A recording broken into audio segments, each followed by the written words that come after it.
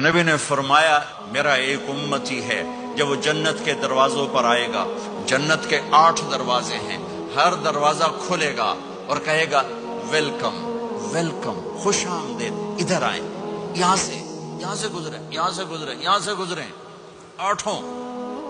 سلمان فارسی ایسے کھڑے ہوئے، یا رسول اللہ ان ھذا لمرتفع شأنہ، یہ اونچی شان والا کون ہے؟ اب نے کہا ابو بکر بن ابی قحافہ، یہ ابو بکر ابو قحافہ کا بیٹا، اسے جنت کا ہر دروازہ پکارے گا۔ پھر آپ نے کہا رأیت قصرا فی الجنہ، میں نے جنت میں محل دیکھا سونے چاندی زمرد کا۔ میں نے پوچھا لمن ھذا، یہ کس کا ہے؟ مجھے کہا گیا لفتن من قریش، ایک قریشی کا ہے۔ فظننت انہ لی، میں سمجھا یہ میرا ہے، فذهبت لأدخله،